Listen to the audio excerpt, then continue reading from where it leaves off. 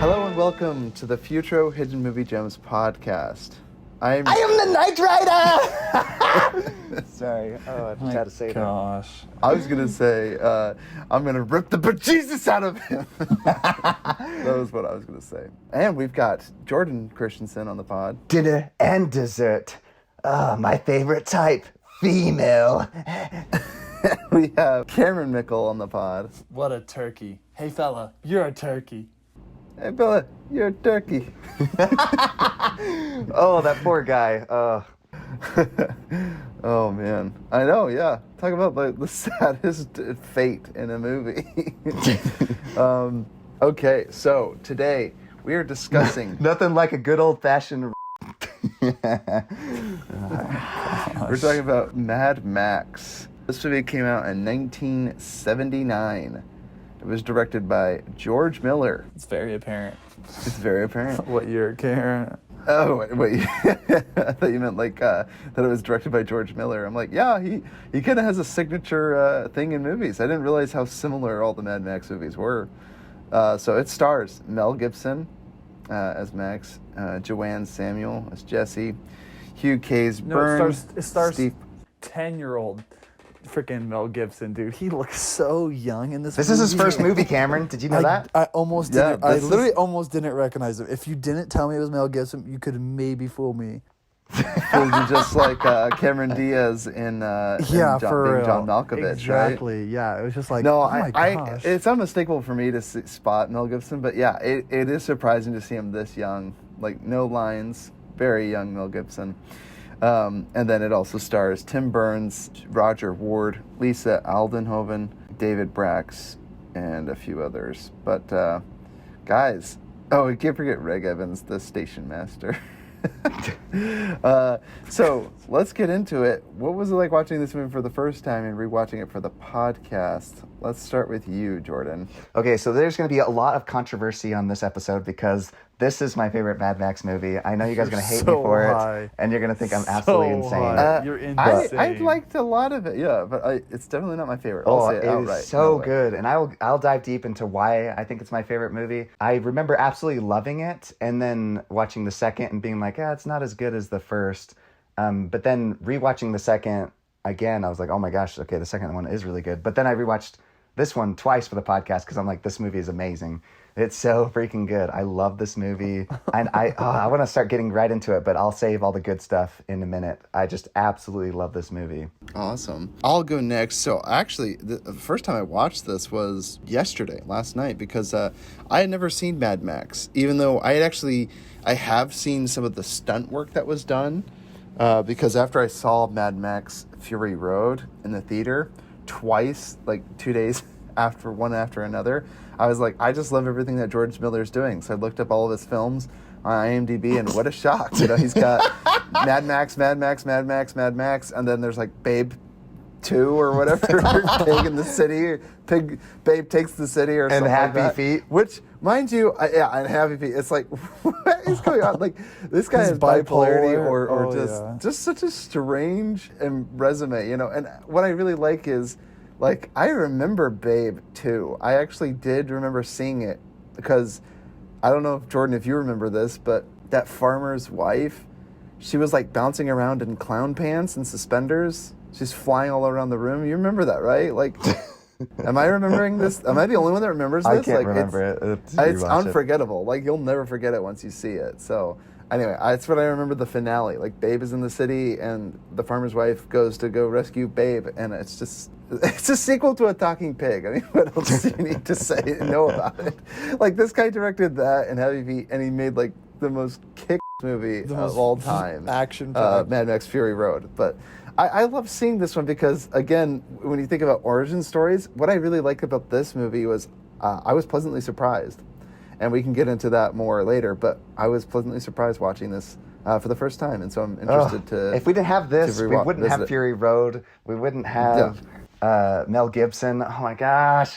Yeah, I love George and Miller. it's crazy. You know about how George Miller found Mel Gibson, Yeah. or at least someone on his staff saw Mel Gibson in a fight, in a bar. like at a bar or something like that, and they're like, "This guy's unhinged." See, again, the fact that Mel Gibson fooled everyone into thinking that he was ever a sane person.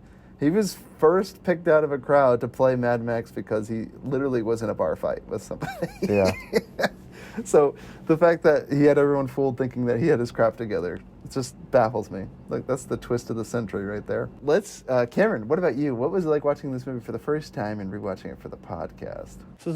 So similar to Ty, it was actually my first time watching it for the podcast. Just on my first watch, there was lots of parts that I did like. It definitely was, okay, I was expecting something similar to Mad Max Fury Road, having watched that first. And Sorry. was I very surprised. Oh my gosh, this is nothing like that. But yeah, overall decently enjoyable. Very different from Mad Max Fury Road, but yeah. Well, I think it kind of opens. It's like a great intro to that world. Like it's almost like a western. It is a good. This is actually a world builder. bridge. Yeah. Yeah. This is a bridge into what we know as Mad Max. But yeah, I definitely wouldn't recommend watching Mad Max Fury Road before this, because then you'd be like, what is this movie? But Cameron, when I show people Fury Road, they still say that same thing. They go, "What are we watching? What is going on?" Oh no, To absolutely, be fair, absolutely. yeah. But I'm just saying, because like you can't, like, the tone is so different from this movie than Fury Road. Like there was moments where I'm like, it's like almost satirical, where I thought they were like trying to be cheesy. And like, I don't know, it's hard to explain. That versus like Mad Max Fury Road is like so serious. I would just say it's not so much as the aesthetic, because it's very much George Miller. I think it's actually has to do with, again, what's available. Like the way they cut film back then, the way the stunts were performed. Like you said, it's like I don't think any of this is supposed to be satire. Obviously, I think it's very much kind of almost an environmental movie if you think about it. Like all the politicians and everyone, they fight this war, and that's what's crazier when you get into the sequel. But then you look at his other films, like I remember Happy Feet 2 was literally environmentalism. I'm like, George Miller like is all for that, from you the know, like beginning, like I'm like all of his films has that message. And I think it's so interesting that you said that, because I was surprised watching it this time. And Neil Breen's movies too. Don't forget his environmental movies. He's government conspiracy theories. I'm just gonna hack into the government files. I'm hacking That into never gets all old. government Our agencies. top secret government files. That No, movie's hacking wild. into all the government agencies. There you go. So I really liked the bridge into this world, because it's almost like, there's enough in this movie that's like, this is still the real world. There's just like this seedy underbelly of like road ragers that drive. It is a good manically transition. That's why I think. That's why I think it's better like to watch it 1-2 Fury Road, because it's like you see the digression into like madness as a society versus just like going from a crazy world to like, this is regular world, but there's crazy people that drive really fast. Yeah, and it's so different too, because again, there's still real world elements. Like you almost don't get the sense that there's anything out of place other than, I don't know, like the occasional. Other than the freaking guy just chilling in the forest. What the fudge, dude? From Goonies. He's just a child. Just a child. So I really like I like viewing this movie under that light. Anyway, I just wanted to defend, this is a 70s movie. That's crazy. Like the stunts performed in this, I'm sure were just, it's like a demolition derby. It's like I'm like terrified for those poor people. Like that guy they like hook him to their motorcycle and drag him along the streets. I'm like, how did they do that stunt? Like it. And the one where the guy like throws his chain onto her car and then like he gets like pulled by it for a second. I'm like, the whiplash. Oh yeah, well, and I like that. It didn't actually happen, but his hand was torn off or whatever. Yeah. Oh my gosh, like who knows if that almost crazy. Could have happened? It's so dangerous. Right. Some of the stunts they pull. Yeah, and again, I love the idea. Like when you found out that George Miller, that blue van at the beginning, Cameron. You gonna tell him? the trailer home. Yeah, it's his own trailer home, and he's just like, we gotta smash it because he didn't have the funds to do. Yeah, so he just has. You could not have like obliterated a car more Like, I just love impossible. It was his band, Cameron. He wanted a great stunt. And so he was willing, and he didn't know if this movie was going to do good, so he essentially just destroyed his car, hopefully he became homeless to get that shot. It was a passion project, you know. If that's more committed than Christopher Nolan, so I'm just saying, George might be the greatest director ever. He became homeless. I think for that's one so great. shot I in even his love the idea that like George Miller was like he needed more funding for Fury Road, and we'll talk about that when we talk about Fury Road. But he's like, I'm quite certain that all he needed was to show footage of you know that biker gang dancing in the street to cut the blank check. They're so weird. Like the biker gang that goes into town, they're super. No, but Ty, doesn't that goofy. remind you of like he must be a fan of westerns because it seriously feels like the gang comes into town. Yes, and on horseback. Yeah, everyone is too much afraid, to come in front of a judge and to turn them in because they're just such disgusting, despicable human beings. Yeah, like for the sure. absolute worst. They're just fuel-injected suicide machines. Ah! Yeah, I love when he's talking to that guy and he's like, "Anything you say, what a wonderful philosophy." So eerie. Does he have like powers, or I'm so confused? No, he's just a sick like. I just love when he turns and grabs him by the head really quickly, like. The way he licks that ice cream cone made me so uncomfortable. I was like, this should be rated R just for that scene. all this, yeah. Yeah, dude. I am surprised at how depraved and manic they were, but like that's the kind of stuff you see in snuff film where it's like it reminds me a lot of the cannibal. What's that one movie you loved, Jordan? Hills Have Eyes or something like that. I totally thought of The Hills of Eyes when I watched it. Yes, depraved, manic psychopaths that are all just despicable, disgusting. I mean, literally, women are breeders, and they just and kill everyone. It's just gross. It's like they're like Vikings. We pillage. We the horses. And we rode off on the women. The Three Amigos. So let's get into two of our favorite things real quick, Jordan. I'm interested to know what are your two favorite things from this film. Okay, so Cameron said the other one played it more straight-faced, and he thought this one was somewhat comical. Well, I actually, the reason I love this one so much is because, kind of going into what Cameron was saying, is I feel like there's a lot less emotion, in my opinion. Like, I didn't feel really attached to anybody in Fury Road as I did in this film.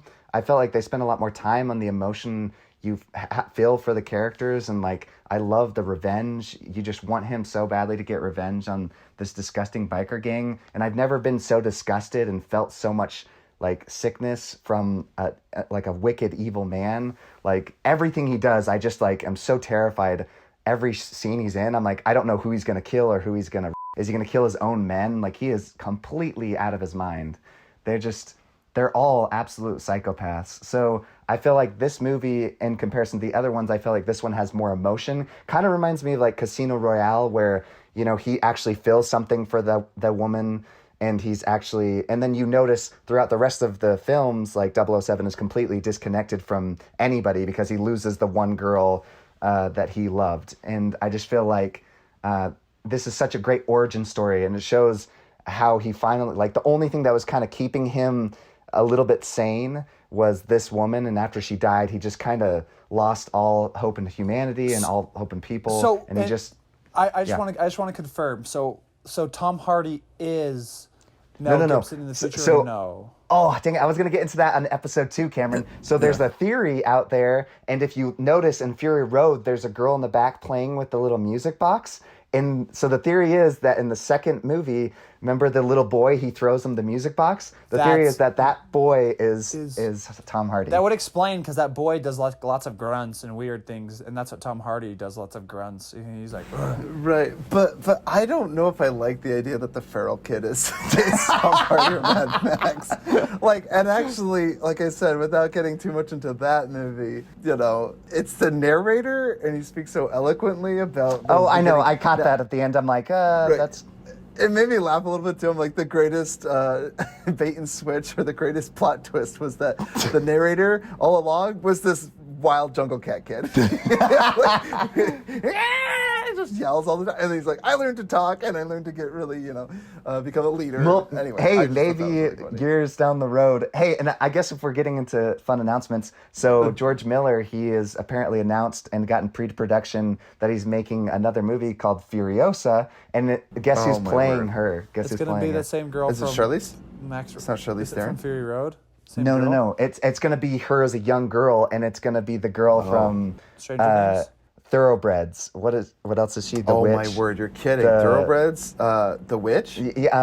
What's the new movie with Taylor? in Yeah. Edgar Wright's movie? What is that girl? Soundtown and Soho. Yeah. Last Night in I Soho. Last Night in Soho. Well, I don't know the girl in Soho. I was thinking of the girl from The Witch. Is that the Yeah, one? that's the same girl. She's going to be in that the Edgar girl from Wright's new Split? movie. Anya Taylor. What's her name? The girl from Anya Split? Taylor.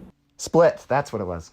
Right. Anya Taylor. I'm trying to remember her last name. I can't remember her last name. Anyways, so that's a pretty fun announcement. Anya Taylor-Joy. Yeah, Anya she's going to Taylor-Joy, be that's Furiosa, and it's going to be like the story before. So Holy cow! Sign me up for that movie. I know, right? That's sick. George That's Miller crazy. and her. Oh yes. Oh yes. Yes. Dude, I'm not surprised. Mad Max was so Fury Road rather. It's just so awesome. Yeah, it was ridiculous. And like you said, Cameron, aesthetically speaking, like I mean, again, 1979. yeah, it's like it can't watch compete. any action flick. They do not hold up as well. Just obviously, we have so Absolutely. many cuts these days. Unfortunately, you had to fast forward a certain scenes to make it look like they're traveling faster. Yeah, you know, that like- was so funny watching them drive 30 miles an hour, and you're trying to tell me that they're going like 200. But I Yeah, love yeah. to see where a director starts and like his cuts, even though like he just has like this fresh take and he knows how to make things look. For me, at least, it's very suspenseful because these are actual stunts that they're doing.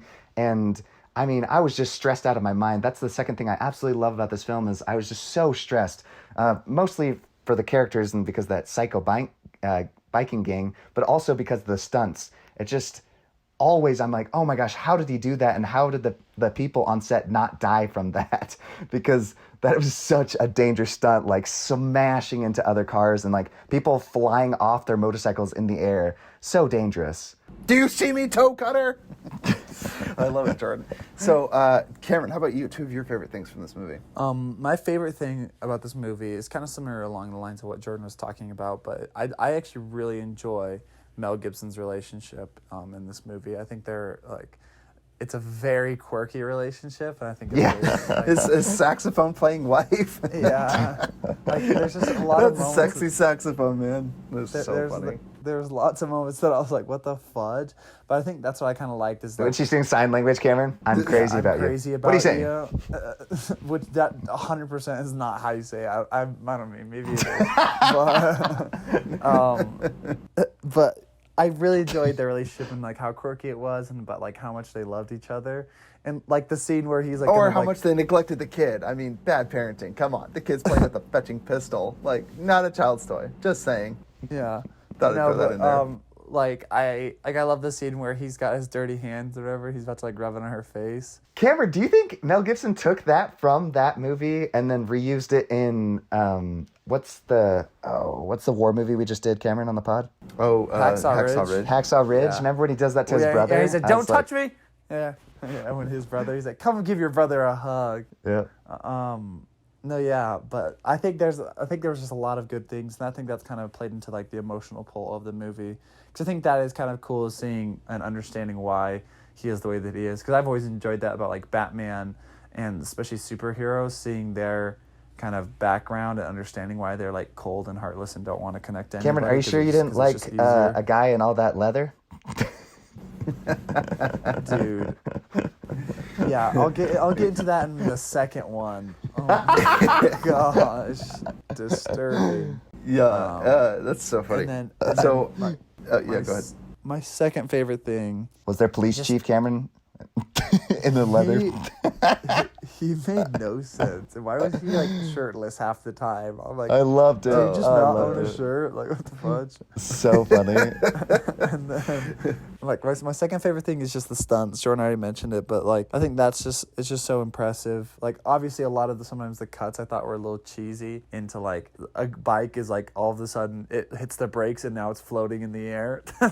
But I love those cuts. They're so suspenseful. I don't know. I agree to disagree. But But like, it's just so impressive, like the sacrifice that a lot of those did, and kind of what you guys are talking about. Obviously, it's not going to compete and compare with nowadays, but like the length they had to go to make it look as insane as it is, like mad props. So I'd say my two favorite things. It's pretty unpredictable. Like I watched this movie and I was actually surprised. I'm like, Max is going to obviously save his family, you know, save his wife and kid, and then the real moment of tension where the biker gang, they strip everything from him. And I don't think a movie like, again, the 1979. I'm trying to think of other movies that went that dark. Alien, Like, I think, was the only one, right? That was that old, that was like crazy. Yeah, that was willing to like, but really go there too with like, as far as like killing children, like they never do that in film. And so biker gang, spoiler alert, you know, the biker gang gets to Mel Gibson's wife and his son, and Okay, again, so I they did it in a way understand the child died, right? Because he said that he lost the child. I couldn't tell if they were saying like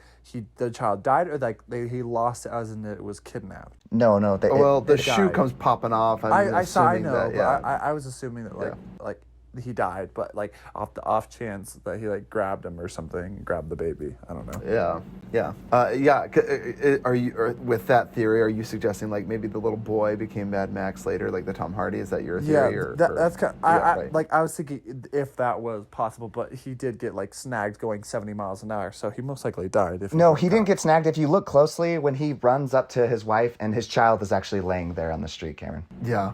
Oh, for real? Yep. Oh, okay. Yeah. So I know, and Blinky missed it because again, Cameron, I don't know, like with the Hays Code and all that stuff. Again, I think they've done away with the Hays Code at this point. Anymore. No, it's not there anymore. But what I'm saying is like you're coming off of that where it's like, okay, so this film, you know, has an R rating, and you still have such like, I mean, there had to have been someone being like, can we put depravity like this in a movie? Like this, just pure decadent society. But Ty, a lot of it is like off the screen. modern world. Like you don't actually like, see. This is a fantasy world. This is like, no, this is going on. But you don't actually see the wife and kid get killed. Like they just throw me and a Lana shoe. looked at each other. And we Right. were like, "Did she just die?" Yeah, exactly. And so again, they went there. That's my point. Like George Miller, he went there. Like this was a very dark film, and you know, you take everything from your protagonist, you know. And I just feel like not enough movies commit to doing that. It kind of felt very John Wickian too, just because what I liked about this film is that it was world building and a bridge into Mad Max. But you know,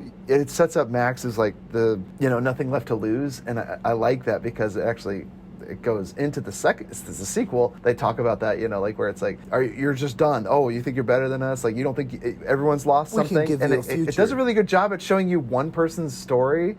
But then the world building that takes place in the second one, I'm really impressed with George Miller's ability to actually further the story and like go out there and be like, this is like Waterworld. It's like a whole new dystopian future. Totally. From this first one where it's like, oh, like it's just some guy that got wronged by a biker gang, and like it's almost like John Wick, where it's like, okay, there's a retired assassin that comes out of assassination, but in the sequel they introduce like a whole world of assassins, and it's like, talk about world building, right? That's exactly what this one did. It had the same trajectory where, you know, John Wick is like a self-contained one-off story, but then somehow you just flip the switch and you're like, what if the whole world is this? Like everyone deals like what Mad Max does. And I'm like, that was a really interesting change because the whole movie is like, it just works better as like a post-apocalyptic. I love that the police precinct is a complete dump. It's just like... just like this terrible... functioning, like barely holding it together society, you know, and the cops are, and I just love the chaos. Like I just love they're fighting each other, like, and nobody can. There's no control. It's just everybody's yelling and fighting, and it's anarchy. I love it. Yeah, it's crazy. It's total bonkers. And then the police chief is just like, I don't care what you do out on the road as long as you got the paperwork. yeah, exactly. Yeah, anything goes. As long, I wrote that down in my quotes. I'm like, and again, what's interesting is, again, this is still playing on like, oh, this is happening like in the real world as we know it, but it's like this is the beginning of the end, essentially. Yes. It's like, hey, we're quote unquote law and order, but you know, anything goes as long as there's paperwork. Like as long as we can justify our actions through something as as menial as paperwork. You know, I think that's so crazy, and I like that. So again, the movie went there, and I like those parts about it. And then I did also like it was very quotable. Like I think a lot of people were committing 110%, so I like that, even though sometimes it kind of seems over the top. But in the end, I'm like, this is Kinda. 70s acting, like, Yeah. kind of. No, but like, again, 70s, you know, you watch movies like, all I can think of is like Flash Gordon off the top of my head. Like, it's in the 80s, Cameron. Just a lot of cocaine circling right now, and a lot of people just really going for it, you know? So, Yeah, dude. I was like, was this auditions for like a play? Like, what the fudge? People are letting it all out. yeah. So, Yes. Oh, but I just feel like it's George Miller's world, though. I'm the Knight Rider! Just they're all absolutely insane. Like if you watch Fury Road, you watch any of these, the people are nuts. Come on, man. Yeah. I need help. Yeah. It's funny that you say that though too, Cameron, because you know, it's like I always say, like, one of the things I don't like is when people pretend to be crazy, like the insane asylum crazy in movies. Oh, that's when they're right. sane. That's one of my pet peeves. And so there are a few moments, Karen, I'll give it to you, where I kind of like, I was like, oh, it's like, just doesn't work for me. But in the end, like I said, the title Mad Max, it very much sets you up for like, not a lot of people are thinking rationally, and even like thinking about Mad Max, like you're mad, insane mad, rage, all that stuff that goes with it. Props to going for it. They really went for Dude, it, you know. And the I think opening it lands. part, like I love, like that guy, the Knight Rider, thinks he's all that, and then when he finally like does chicken with Mad Max and realizes he found he's someone not crazier than him. Like chicken, it's going right at him. when he finally finds somebody more insane than him, and he's like crying, he's like, oh my gosh, Yeah, and he's driving away, and he's catching up to him, and he's just like, I can't believe it. Like, this guy broke me. I love that. I thought that was great. Like, because he thought he was ready to die. Like, he even said that. But then after he realized, like, the last second, he's not ready to die. And he's like, somebody else is actually ready to die. And it's more crazy than me. It's crazier than I am. I love it. I love it. So, all right, let's get into nitpicks, if you guys have any. Cameron, do you have a few that you had? Yeah, well, one, I felt like the child was very out of place in this movie. I felt like it was just like plopped in there, and I was just like, I feel like the movie would have been better off without the child. Like, I just felt like just needed a greater loss. You know, again, I think the tragedy would have been that child playing with that revolver that it's playing with. Like, There's a very clear like, scene where it's got a shiny revolver in its hand. I'm like, bad parenting. Like, you were bad parents before they got killed. oh my gosh, no, like the scene when they're like when he quit and is like taking his leave or whatever, like I totally forgot that he even had a child up until that moment. I'm like, what the fudge? He has a child? I'm like, what is that child doing? I'm like, oh yeah, that's his child from earlier. Well, that baby's kind of in the baby stage where they don't do a lot, you know? Yeah, I know, and that's why I'm saying I just felt they're like not throwing boomerangs Cameron's at just this upset point. because he's like, the baby's a nuisance. Get this baby out of here. no, I just thought he Cameron's didn't like, make add it do something enough- useful, like throw some boomerangs or something, you know? Yeah, and just hit somebody in the freaking face. Which I don't know how the physics Oh, works on that, spoiler, not the but right Yeah, movie. we'll get into that. We'll get into that. Yeah. but yes, that kind of took. I just didn't like that, like, because I loved their relationship, and so just the child, I felt like just hindered it. It just like, no. Like, I mean, in the film, it wasn't well portrayed, like his love for the child. It, like, I felt no emotional connection Cameron's to like, that child. kids always getting in the way of relationships. I know. Can't you see we're having a moment? I thought the film did a great job portraying their relationship as a couple, but I thought the father and mother-child relationship was terribly portrayed. And then I also didn't, like, there was a couple things that Jordan says that were so suspenseful, the cuts. I just thought it, like, made me laugh, and it took me out of the suspense, was, like, when a car would, like, slam on its brakes, and then I can tell it's in an upward direction. I'm like, I don't know physics that well, but I'm pretty sure that's not what happens when you slam on the brakes on a motorcycle. So awesome. Yeah. Yeah, I mean the stunts are sick, but you can't tell me, Jordan, that doesn't take you out, or don't think that was cheesy AF. No, I honestly, it's so weird. Like, I actually love his. It's a guilty pleasure. I guess, but I just think he's such a master at like building the tension and then all of a sudden he flips the shot, and I just think it's like build and then draw out all the sound and like the car goes flip into the air. And see, in that, I don't know. It's funny because I do love Edgar Wright and I love quick cuts and stuff like that. But I felt like some of these cuts kind of took me out of the seriousness of the film. Like when when they killed the final boss and he shows his eyes, I literally thought this is what Jordan would do if he made a movie. Yes, it's like I would just love have that. When his eyes eyeballs. like, Yeah. See, that's why I the just felt extreme like, close-ups, the reaction shot. yeah. I mean, if you're going for But that, those are so vibe, gratifying, though. Yeah. See, I'm with Jordan on this one because you're right, Cameron. Like, I just think it's in a so different time. Yeah, I just think it's very like I know like it's just something I would imagine Jordan would do if he were to direct. Which if that's what you're going for, then more like, power you think to you. about, But like, again, for me personally, it takes me out of the film. Right. Like, because in the end, like, you watch, like, Fury Road, and it's the scene, you know, she's face to face, you remember me, you know, and then he literally growls, like, like in Fury Road. No, so but again, like, they do the same at the opening shot, too, when he's dreaming or whatever, and, hey, Max, and all of a sudden they grab his face, and then his eyes go, and he does the same thing in every single one of his movies, at least once. Yeah, he gets, like, a vision or whatever, yeah. It's just a crazy person. Nothing going on upstairs. Cuckoo! A few screws loose right upstairs. So, do you have any other... I would say one of my nitpicks was that nerdy guy. He's like, the courts will hear about this. You'll hear about your disgrace. You scum-sucking trash. I love that guy. I love it. We'll see you on the road. I love that line. He was funny. I love that. You scum-sucking trash. I love that. Just that he's carrying his briefcase, all the papers. You'll see you in court. He was the perfect character for that. Yeah, he was great. I love it. Like those 70 actors, like they have that one line, that's honestly, he nailed like, it. As cheesy and cringy as he was, like I still liked Mel Gibson's relationship to him over Mel Gibson to his child. Like when that guy died, I felt way more weight. The only reason I felt any like weight to the death of his child was because it was a child, and that's why I feel like it's like a cop out, because it's just you're just playing it's a child death card, which I'm like. So Cameron needs Cameron needs a 15-minute son catching baseball scene, or like father and son bonding time montage or something. Just all it takes. Give me like a 3-second. Give me a 3 to like 7-second scene of him doing anything with his child other than having it hold a gun. Like father, like son. Brilliant, Cameron.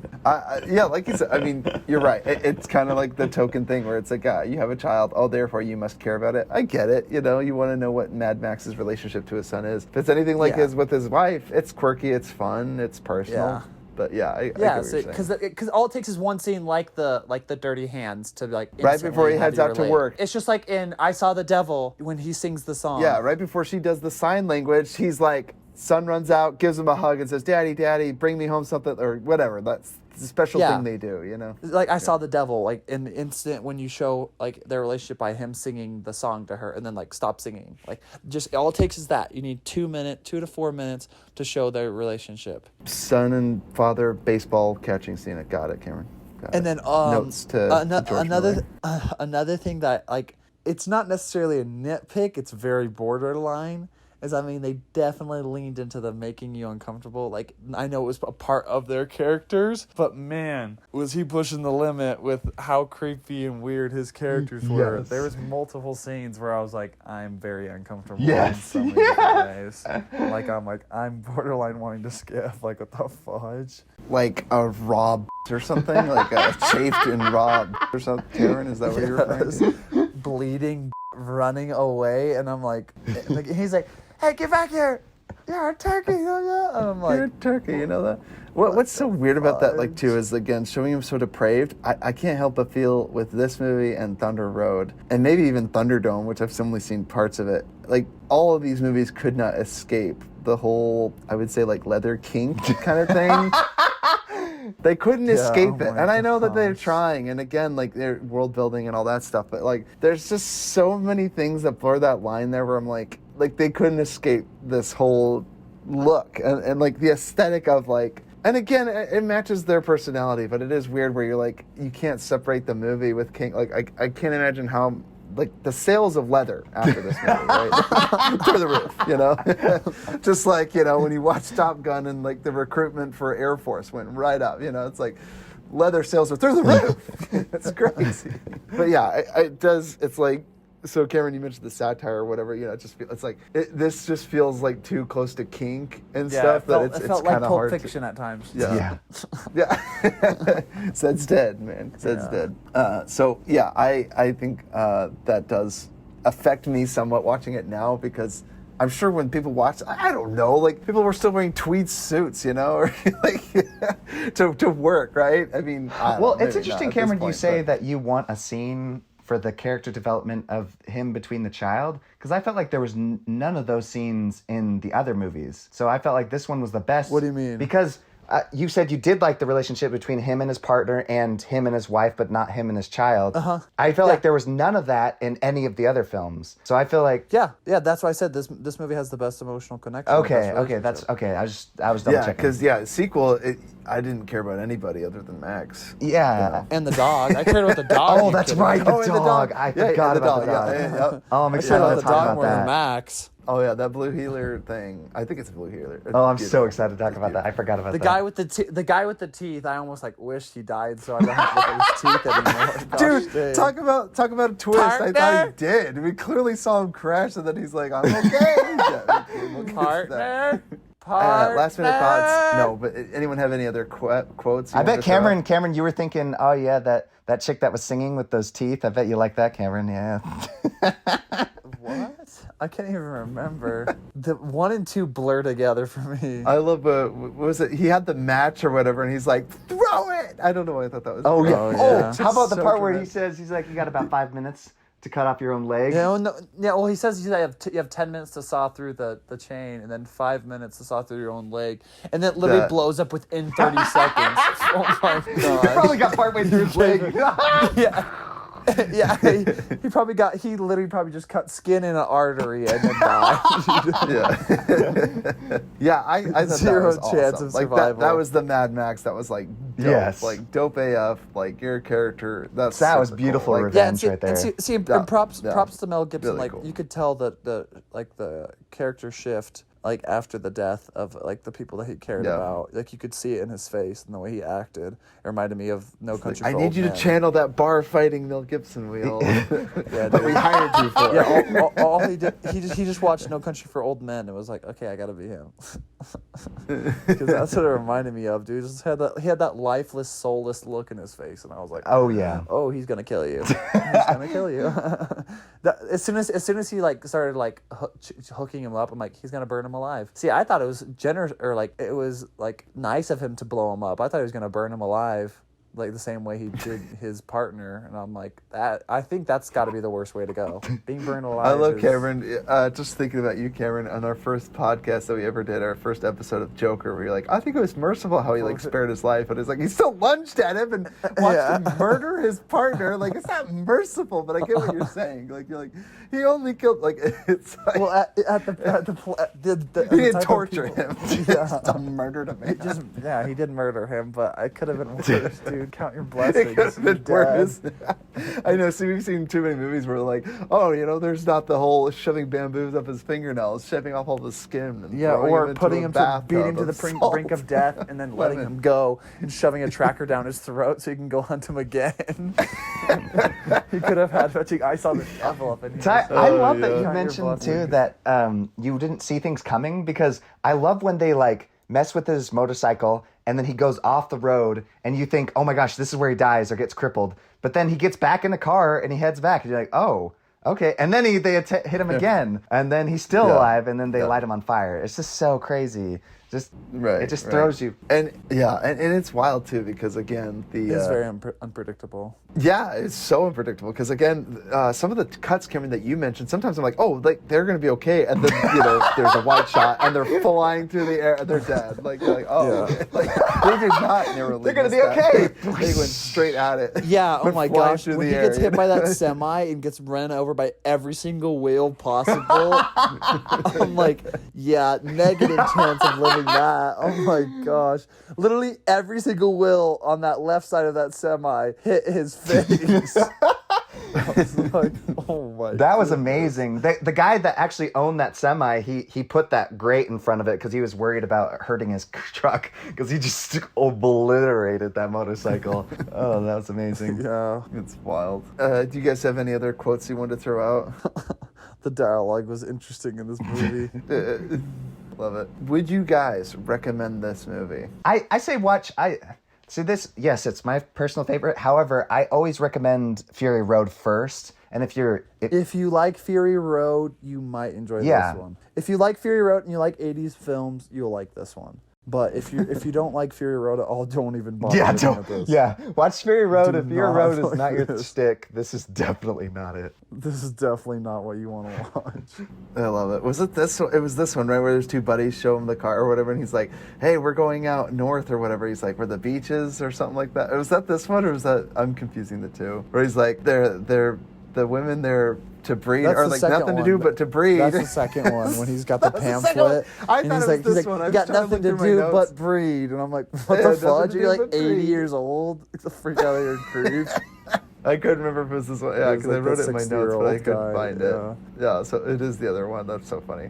Yeah, it made me think of that though, because I love that motif where they're like somewhere the grass is greener, and they do that in a lot of George Miller's movies, where it's like this promise that there's some, the Better life. Green Valley or whatever, And then you realize that where you live is the Green Valley. Well, after going exactly. halfway across Yeah. the world. I love how simple Yep. George Miller's films are. It's like this first one is like revenge. It's just a good old revenge, and like Ty already mentioned, world building. But then you got the second one where it's like they're going for gas, and then the third one is going for women. It's just so much fun that they're just like the most simple stories. And Wait, is that, you said third one? Is that No, sorry, Biodome fourth. or, Sorry, fourth. the Thunderdome? Yeah. Okay. Yeah. I forgot about figured. Thunderdome. Thunderdome. Yeah. Yeah, gladiator fight. Yeah, it's very, very Oh, similar. It was simpler time. You never escaped that kink. I'm just gonna say the kinky. I loved when they showed the heist of stealing gasoline, when they like had the guy with that weird mannequin like pull in front of him, so he had to slow down, and they were all waiting to jump on top of it and then siphon gas. I thought that was such a rad, like, to see a heist go down. Like, I thought that was really cool. Yeah. I couldn't help but think of the Book of Eli. I do like. I don't know if it's necessarily steampunk. Like obviously this is steampunk and Fury Road is steampunk, but like Book of Eli, that post Denzel Washington and that post-apocalyptic world where there's like traps where there's like a stranded person or cars on the road, and it's all built as a trap or a trap for people that come through. And I love that. And then like when their traps fail and they're able to get through it, and then they even hit some of their own traps when they're chasing them. I thought that was all good stuff. Like I love that. Like their trap didn't work at all, and then like they're smashing through it. They're all bumbling. It's a cool way to establish. First like, Blood who has the best the dominant traps. Yeah, That yeah, was great. Oh, I can't wait to talk about that. Oh man, Dude, Predator He's has some good late. ones too, Cameron. I'm excited to do that one eventually. Yeah. So, guys, we end every podcast by sharing movies that we've seen lately and movies that we're looking forward to seeing. Do you guys have any movies that you've seen lately? yes. Cameron, let's hear it. Okay, well, I've watched the newest episodes of Rick and Morty. I loved the first one and loved the second one. I liked the first one a little bit better, but Yeah. watch It's funny the that you say third that, Cameron. one. Oh, I haven't seen the What? third one yet. I Ty? didn't know there was a third. A I didn't even know there was an a episode. I little- watched Loki. I've been trying to stay up on all the other shows. A little underwhelmed, and that was very sexual and weird. Actually, did the third one, Cameron, I cried. than I was Mr. like, Nimbus, this is Cameron? so, you cried. yeah, so beautiful. Oh my gosh. I thought it was disturbing, but Well, I mean, the Rick stuff, yeah, but I'm talking about Morty. Dude, I'm sorry, but the freaking Morty was- yeah, the Rick, Morty was- the Morty was Texas very Chainsaw sad. Massacre call out in episode 2 where all that yummy skin, Daddy's gonna get you some skin back there. I died laughing. That was just the funniest thing. And then like the wooden puppet cuckoo clock punch through. I thought that was so funny. Opens his wrist and the cuckoo clock punches through the guy. I thought it was so funny, dude. Yeah. And then oh my gosh, and freaking Jerry like being immortal. Yes.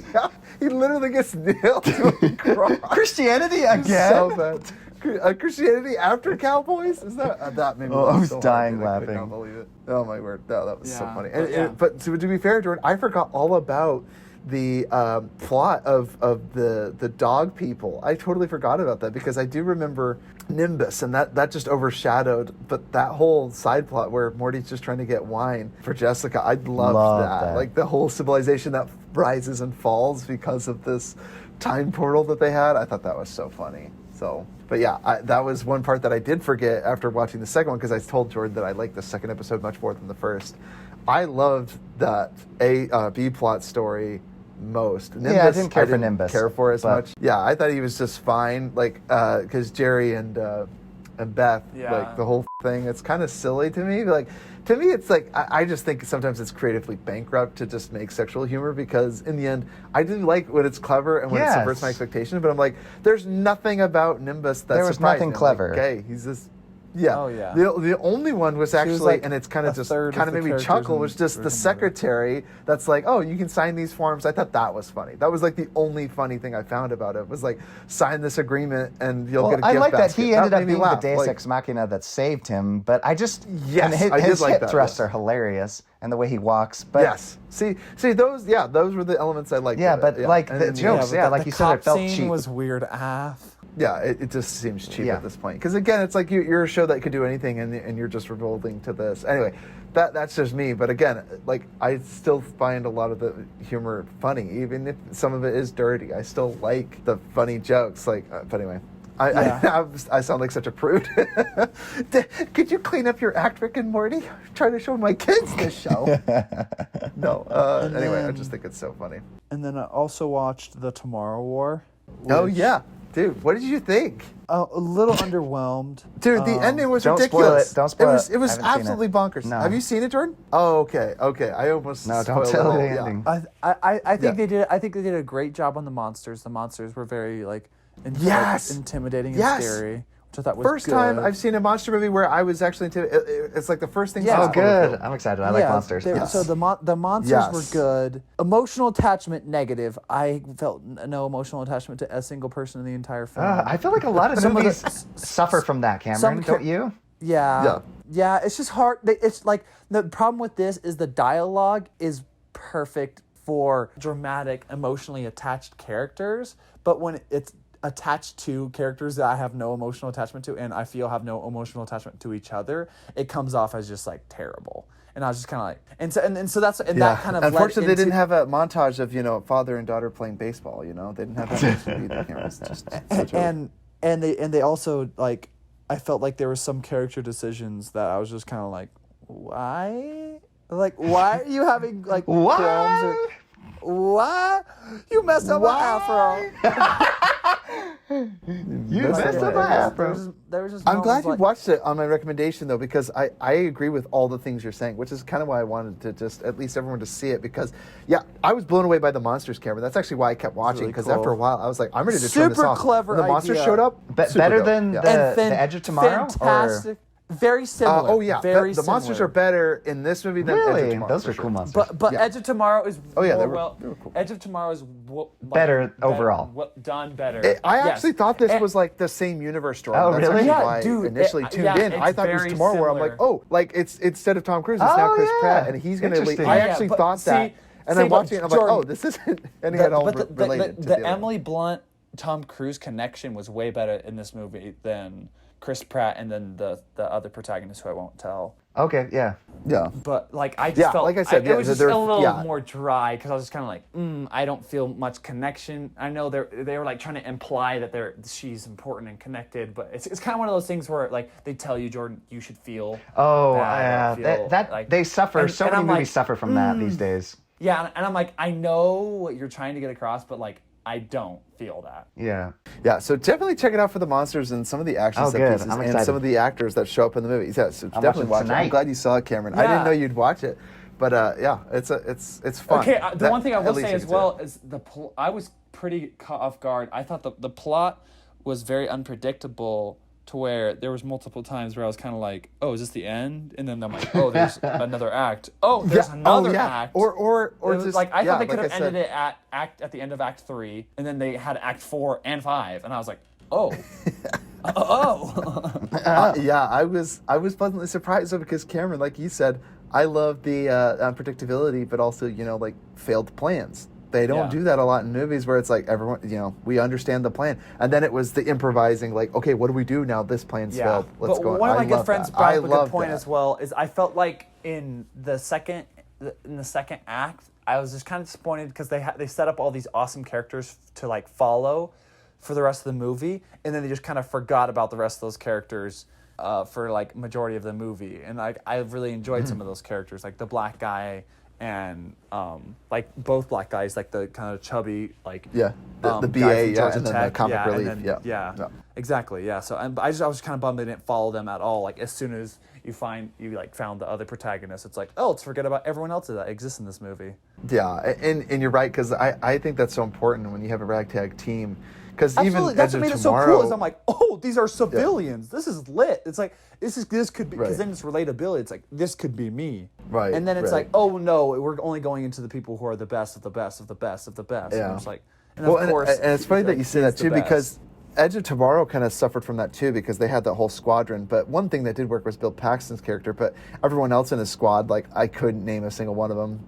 All pretty forgettable, you know. Like they all played poker. They all were pretty much, expendable. So it's like, okay, just make another cut of this movie and just add like a 2 or 3 minute scene where you get to like sit around and talk to all of them. Like it's like, oh, this is the stereotypical 2-dimensional give everyone. Some movies are really well done at like establishing a character arc with just like 2 scenes where there's a setup and there's a callback or payoff, and then you can still have a big whole squadron of people and every single one of them can have a payoff that's very satisfying to watch, But anyway, like watch Mitchells versus the Machines, every single family member had an amazing payoff. Yes. And anyway, so good. Yeah. Like you have a whole ensemble of people is what I'm saying. And this movie, it's like, here's Chris Pratt's ensemble and J.K. Simmons who shows up in this movie. Here's their arc. And I'm like, show me more of that. I wanted it with the squadron. I totally agree with that, Cameron. Because they just, gone. Total valid criticism. But I'm glad you watched it. And Jordan, you definitely need to check it out for the monsters. For sure. Anything else, Cameron? Nope. Perfect. Just more Black Mirror. I have one last episode of Black Mirror. I just watched Loki, but I'm curious to know what you guys think about that, but we'll talk about that later. I have only seen the first episode still. All right, folks, this is Futro Hidden Movie Gems. Leave us an email, futromovies@gmail.com. Check us out on Spotify, YouTube. Follow us on Patreon. You can give us money, and you can like, share, and subscribe us. Follow us. It's free. And then leave us an email, futuremovies@gmail.com, if you wanted us to review a movie or talk about a movie that we've already reviewed in the past. What did we miss? Mad Max. Is this the best of the Mad Max trilogy? I don't know. Jordan's the only crazy person that seems to That's think so. because I'm the Knight Rider. Because Jordan's the Knight Rider. You scum-sucking trash. Guys, this is Future Hidden Movie Gem signing out. Peace. Peace. Bye.